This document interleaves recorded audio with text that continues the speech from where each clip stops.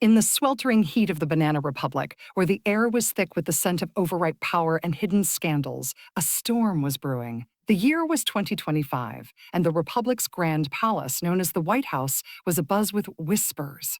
The people, weary from years of political theater, tuned into their flickering screens as a news anchor. Her voice laced with urgency announced the breaking news. "You're following some breaking news at this hour," she said, her eyes wide as if she'd just bitten into a sour plantain. It all started with a tweet from a high-ranking Democrat, a digital missive that cut through the humid fog like a machete. The Post claimed that the Oversight Committee had unearthed new emails from the estate of the infamous Jeffrey Epstein, the shadowy fruit baron whose empire of vice had long been the stuff of legend. These emails, the Democrat alleged, raised grave questions about the Republic's leader, Donald Trump, and his awareness of Epstein's heinous crimes. "Read them for yourself," the Post urged. "It's time to end this cover-up and release the files." The anchor paused, letting the words hang like low-hanging fruit before sharing file footage of the late Epstein, his face a mask of calculated charm. Then came the details, plucked fresh from the communications released that day. In a 2011 email, Epstein had written that Trump had spent hours at Epstein's house with a victim of sex trafficking. Another message years later claimed Trump knew about the girls. The words were damning, like spotting worms in what was supposed to be a perfect banana. For years, the Epstein files had been locked away in the Republic's deepest vaults, sealed by courts, guarded by the Justice Department, protected by the elite who feared the rot they might reveal. But now, federal judges in the southern groves of Florida and the bustling markets of New York had swung open those iron gates. They ordered the unsealing of grand jury materials, investigative files, emails, artifacts buried for decades. The contents, explosive enough to topple palm trees. No wonder Trump was reportedly losing his mind, pacing the palace halls like a caged monkey. The Republic's citizens murmured in disbelief. These weren't just rumors. They were documents the powerful had fought to keep hidden. The judge's decrees cited the Epstein Files Transparency Act, a law passed almost unanimously by Congress and signed by Trump himself. Irony dripped like juice from a split peel. Trump had wielded the pen that now threatened to expose him. Chaos erupted in the capital, Washington, where politicians scrambled like ants on a fallen bunch. But before diving deeper into the scandal, the anchor slipped in a pitch for her network, Pump Politics, a beacon of real stories, real context. No corporate spin. In this banana republic, trust in mainstream media had soured long ago, curdled by biases and omissions. "Join our free newsletter," she implored. "Be part of the community that cares about the truth." It was a clever diversion, but the story pulled viewers back like gravity. Back to the revelations, Epstein's words painted a picture of complicity. "Of course he knew about the girls," one quote read, as he asked Ghislaine to stop. Ghislaine Maxwell, Epstein's partner in crime, loomed large in the shadows. The White House fired back through spokesperson Caroline Leavitt, accusing Democrats of selective leaks to smear Trump. The unnamed accuser in the emails they claimed was a woman who'd also targeted Britain's Prince Andrew and others, before tragically dying by suicide in April. Andrew had denied knowing her, but in the Banana Republic, denials were as common as peels on the ground. The House Democrats on the Oversight Committee paraded the emails like trophies, alleging Trump's deep entanglement. The Justice Department, under Trump's sway, had just unleashed over 11,000 files, pages upon pages of emails, court records, photos, videos, internal communications. Buried within were prosecutors' notes about Trump hitching rides on Epstein's private jet, far more flights than the public knew. Sue. A 2020 email from a New York prosecutor starkly stated, "The flight logs show Trump flew on that jet many more times than was previously known." These weren't idle chats. They were internal memos from federal attorneys with access to sealed evidence. They'd known, documented it, and sat on it while Trump proclaimed minimal acquaintance. The hypocrisy was ripe, ready to burst. As the sun dipped low over the banana plantations of the Republic, casting long shadows on the opulent estates, the scandal deepened. Trump, the self-proclaimed king of transparency, had signed the very law now unraveling his facade, the Epstein Files Transparency Act. Passed with bipartisan fanfare, it demanded the release of every unclassified scrap related to Epstein's trafficking empire. No more sealed vaults, everything in the open. Trump had inked it, perhaps thinking it a clever trap for his foes, like planting a poisoned banana in an enemy's basket. But oh, the backfire. The law he endorsed was now the blade slicing through his defenses. Judges, impartial guardians of justice, cited it to unseal troves of documents implicating him directly. It was as if Trump had handed them a loaded slingshot, only to have it aimed at his own crown. The Justice Department was mandated to release all files by December 19, 2025. Months of preparation, yet they missed the deadline spectacularly. When pressed, they admitted to discovering over 1 million additional documents, still unprocessed. Congress erupted in bipartisan fury, senators from both sides accusing the DOJ of violating the law to shield Trump and his allies. In the Banana Republic, such unity was rarer than a straight banana. Trump, meanwhile, raged on his digital pulpit, Truth Social, demanding files naming Democrats be released forthwith. The Dems are the real culprits, he thundered, flipping the script like a monkey tossing peels. But the emails and flight logs didn't bend to his will. They stood firm, exposing connections he'd buried deep.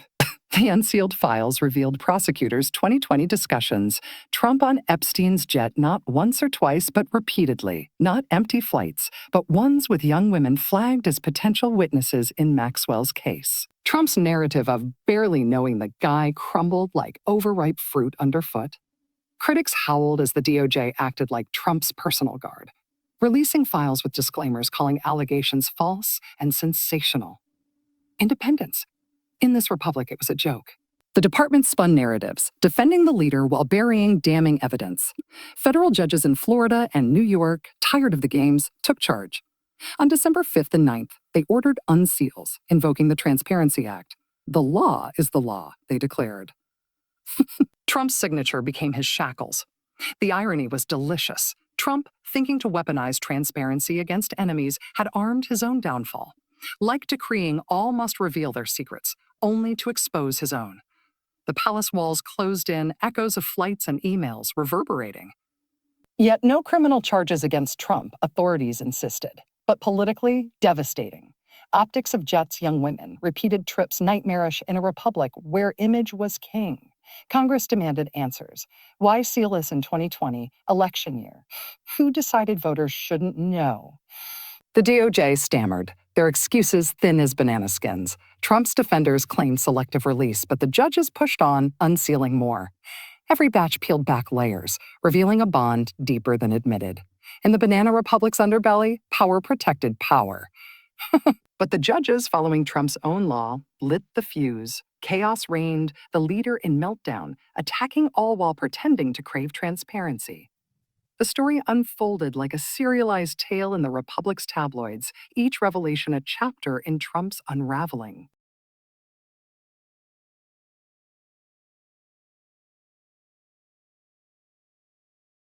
High above the lush canopies of the Banana Republic, where private jets sliced through clouds like knives through pulp, the true extent of the scandal took flight.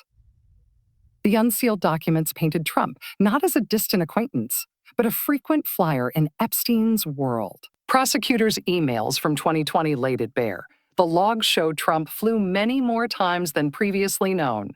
Not courtesy hops, but a pattern. Repeated journeys with a man whose empire was built on exploitation. These flights weren't solitary. Some included a redacted 20-year-old woman, others with figures tied to Maxwell's trial. Prosecutors identified them as potential witnesses in a sex trafficking probe. Trump's mantra, "I barely knew him," rang hollow against the evidence. Internal DOJ memos, never meant for public eyes, confirmed it. They'd had the logs, the proof since 2020, yet silenced it as Trump campaigned on distance from Epstein. The timing reeked of cover-up. Voters denied truth before ballots. Trump's defense? He cut ties after learning of Epstein's nature, banning him from Mar-a-Lago. Perhaps true, but the flight suggested otherwise, a deeper entanglement. The Transparency Act, Trump's signature achievement, turned tormentor, forced it all out. He signed it amid bipartisan cheers, avoiding veto optics. Trump locks Epstein files would have been suicidal. He calculated it would sting enemies more, Clinton, others, wrong. Now the law boomeranged. Judges wielded it to unseal, exposing the flights, the connections. Trump's rage boiled over online, but the documents flowed. The DOJ, Trump's loyal henchman, missed the December 19th deadline deliberately, critics charged. Over 1 million documents found? Skeptics scoffed. They'd always known, hoping to bury them. Bipartisan senators demanded accountability, accusing violation to protect the palace.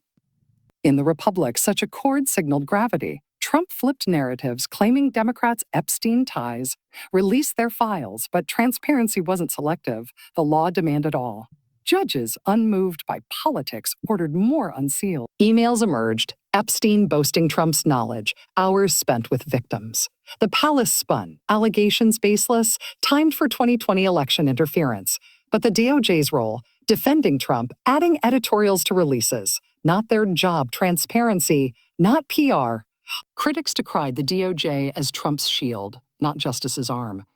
Selective releases protected him, buried bad. Over 1 million documents loomed, each a potential bomb. Congress fumed, the Republic watched. Trump's credibility frayed.